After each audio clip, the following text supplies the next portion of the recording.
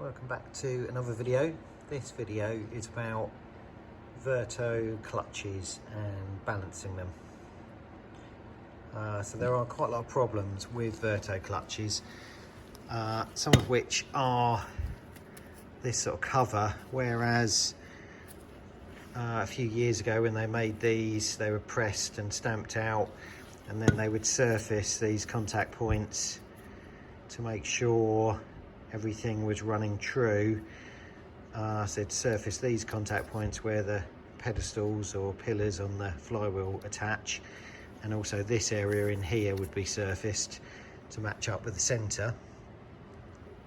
Sort of standards are falling, so generally the holes are a bit bigger, they tend to slop around on the dowels, they don't run true. Even when you lap these new centres in, I'll show you one in a minute, they don't normally run that true. So we've got one here on the balancing machine. So this is a new cover, new centre, new steel flywheel. This has been lapped in on the crank taper. So let's just spin that up. And even without putting a dial gauge on, we can see the run out.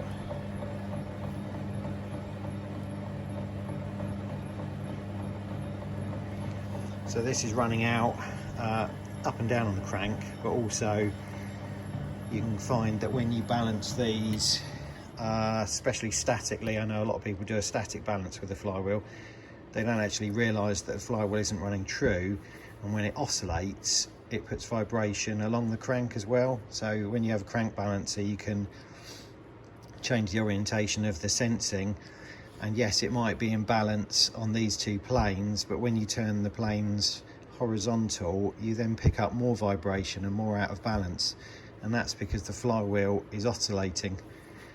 So I'm going to show you how to get rid of those features, or what I do to get rid of them. So let's take this apart. So this is another problem. The dowels are not big enough in this new steel flywheel that when the bolts are loose, we can actually move the cover. I think this is 12 thou, so even if you've got everything running true, when you assemble it, it can still be 12 thou out of round. Yeah, so we're going to make some oversized dowels, which are the correct size for the cover. And also you can see this, even though I've lapped it, when we look at the back, we can see that some areas it's lapped more than others. There's sort of dark and light areas where you can see it's lapped and then not lapped. This is a CNC part, but obviously where it's made very quickly with quite a lot of pressure on the tools and not a very fine finishing cut, it's not actually that accurate. It's less accurate than a standard one, the old one. So if you have the choice, always use the old part. New parts, as with most things these days, does not mean that it's going to be any better than an old part or even a damaged part.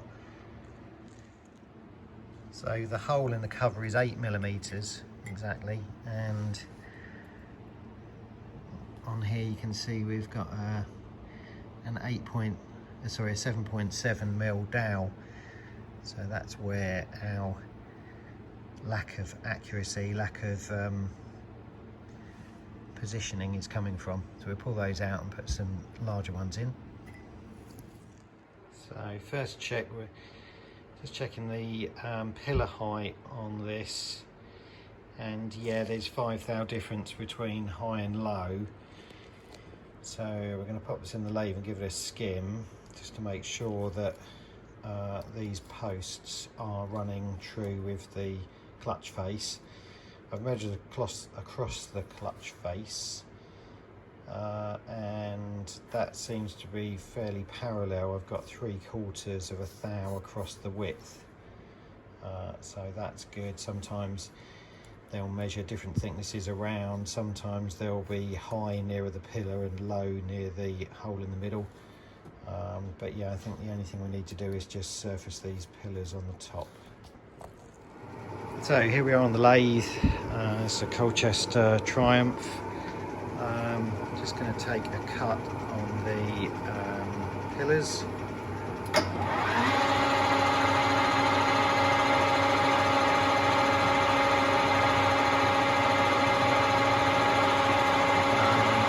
From the pillars down to the friction face varies from clutch plate to clutch plate, so I'm going to take a cut across the friction surface as well, just to make sure I get the right clamping force on the clutch.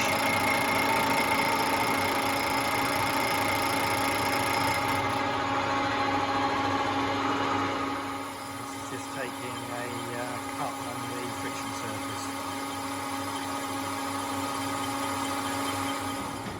So this is being held on an old crankshaft that's been cut off and obviously bolted up. Just done a quick test cut on it, just going to do another one. You can see how far out this is just by the amount that's been cut off one side.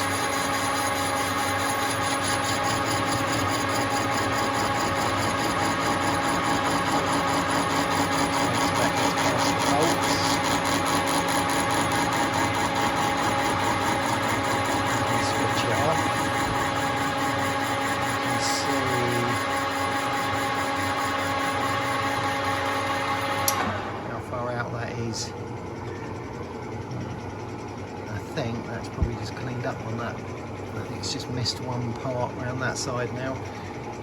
So that's had 6 thou fit so far. So just assembling the pressure plates, the flywheel. The dowels are actually stepped, so I've just turned those round and they're the right diameter so that this doesn't have much play on it.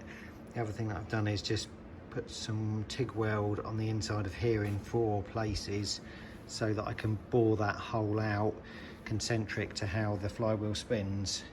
Back on the lathe, we've done the 4-jaw. Ring gear is not very true. And also you can see that the bore is not running very true, so that's why we've welded the centre so we can rebore that to correct size and also orientation.